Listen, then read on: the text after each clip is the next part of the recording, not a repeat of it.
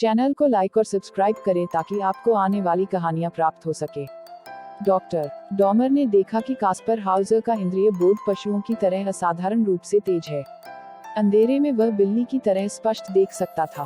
तेज रोशनी का अभ्यस्त हो जाने पर भी उसकी यह खूबी बरकरार रही। यह बात उसकी घ्राण शक्ति के बारे में भी थी। अंधेरे में भी वह केवल गंध के द्वारा किसी भी पशु को ढूंढ सकता था और किसी आदमी को चीख चीख पहचान सकता था। पत्तियों की गंध के आधार पर वह वृक्षों की पहचान कर सकता था। पकते हुए भोजन की, खासकर मांस की, महक उसे जरा भी अच्छी नहीं लगती थी। बच्चों की समझने लायक बातें भी कास्पर के दिमाग में बैठाने के लिए समय और धैर्य दोनों की आवश्यकता थी। जैसे कि पशुओं से मनुष्य जैसे व्यवहार की आशा नहीं रखनी चाहिए। सिर्फ डबल रोटी ही नहीं, अन्य चीजें भी खाई जाती हैं। फिर भी कास्पर ने तरक्की की। वह लिखना पढ़ना सीख गया, बागवानी में रस लेने लगा। लेकिन उसकी कई विचित्र आदतें गई नहीं। जो भी वस्तु उसे अच्छी लगती उसे वह लाल कहता, और जो अच्छी न लगे उसे हरी। बहुत सी चीजें उसके लाल और हरी की सीमा में आ गईं। फिर अचानक ही वह आत्मकथा लिखने को उत्सुक हो उठा और वह लिखने में जुट भी गया। न्यूरेमबर्ग वासी बड़ी उत्कंठा से उसकी प्रतीक्षा करते रहे, मगर शायद कास्पर की इस घोषणा से कोई भयभीत हो उठा था। 17 अक्टूबर को कास्पर डॉक्टर डॉमर के तहखाने में अचेत पाया गया। उसके कपाल पर एक बड़ा और गहरा जख्म था। कई दिन तक वह अचेत पड़ा रहा। जब होश में आया और बातें करने के लायक हुआ, तो उसने अटकते अटकते बताया कि एक काले चेहरे वाले ने उस पर आक्रमण किया था। उसका मतलब शायद नकाबपोश से था। इस पर काफी हो हल्ला मचा और कास्पर हाउजर को ऐसी जगह रखा गया जहां पुनः हमला होने की आशंका न हो। 2 सिपाही भी वहां तैनात कर दिए गए। जून 1830 में हेर वान टचर ने अदालत में दावा करके कास्पर को अपने संरक्षण में ले लिया। दावे के आधार का कहीं कोई उल्लेख नहीं मिलता, और उसके 8 महीने बाद लॉर्ड स्टेनहोप नामक अंग्रेज ने उसे दत्तक के रूप में लेने के लिए अर्जी दी। महीनों की बातचीत के बाद स्टेनहोप 1831 के दिसंबर में कास्पर को अपने साथ आंसबाक ले गया और वहां उसे डॉक्टर मेयर के सुपुर्द कर दिया। कास्पर की परीक्षा के बाद डॉक्टर मेयर इस निष्कर्ष पर पहुंचते कि उसकी बुद्धिमत्ता की बातें अतिशयोक्ति हैं। वास्तव में उसकी बुद्धि मात्र 8 वर्ष के बालक जैसी है। यह पता लगते ही कास्पर में स्टेनहोप की रुचि खत्म हो गई। उसने उसे वहीं रहने दिया। मानो सर्कस से भागा हुआ कोई खेल कुशल हाथी आंसबाक वासियों के हाथ लग गया था। वे उसका प्रदर्शन करने लगे, लेकिन सर्कस के हाथी को थोड़े दर्शकों से संतोष कहाँ मिलता है। अत्यधिक ध्यान दिए जाने के कारण कास्पर की आदतें बिगड़ गई थी। वह न्यूरेमबर्ग वापस जाने के लिए तड़पने लगा और उदास रहने लगा। 14 दिसंबर 1833 को तीसरे पहर वह लड़खड़ाता हुआ अपने एक पादरी मित्र के घर आया। उसने कलेजे को दाएं हाथ से जोर से दबा रखा था।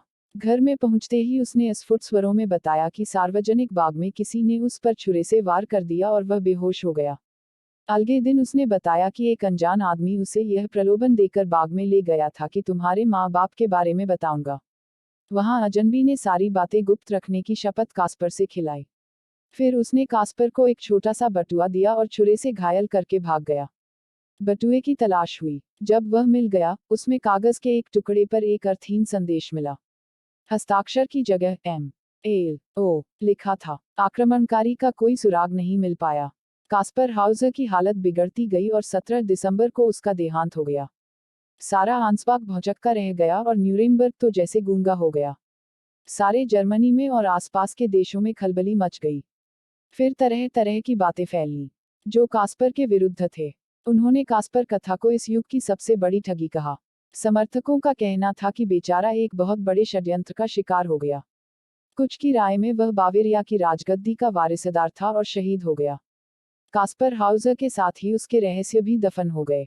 उसके कब्र के पत्थर पर यह इबारत खुदी हुई है, इस जमाने का एक रहस्य यहाँ दफन है। इसका जन्म अज्ञात है और मृत्यु रहस्यपूर्ण, मगर कास्पर हाउजर मरकर भी लोगों की जिज्ञासा का विषय बना रहा। उस पर कई लेख लिखे गए हैं। डचेस ऑफ क्लीवलैंड ने भी उस पर कलम चलाई है। न्यूरेमबर्ग के जो लोग कास्पर हाउजर के मूर्ख होने में संदेह करते थे, उनका कहना है कि यह किशोर किसी किसान परिवार का अवांछित बच्चा था। इस विश्वास का कारण था उसके शरीर पर पाए गए बेढंगे कपड़े और वह पत्र, जिसमें 10 बच्चों का उल्लेख था। लेकिन दूसरों की मान्यता थी कि कपड़े उसके अपने नहीं थे, जल्दबाजी में उसे पहनाए गए थे। पत्र किसी अनजान ने भ्रम पैदा करने के लिए लिखा था।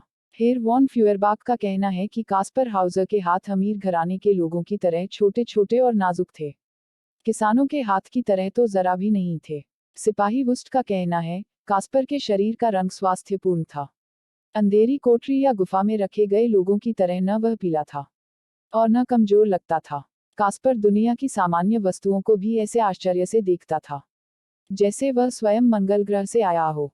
और फ्यूएरबाख ने लिखा, शब्दों और विचारों के अन्वय की कास्पर हाउजर में इतनी कमी थी, वह प्रकृति की सामान्य चीजों के प्रति इतना अज्ञात प्रकट करता था और सभ्य जीवन के रीति रिवाज, आचार विचार के प्रति वह इतना भयभीत था तथा उसके सामाजिक, मानसिक क्रियाकलापों में इतनी विलक्षणता थी कि यह मानने के अलावा कोई विकल्प नहीं रहता कि वह किसी अन्य ग्रह का था। वह जादू से धरती पर आ टपका था।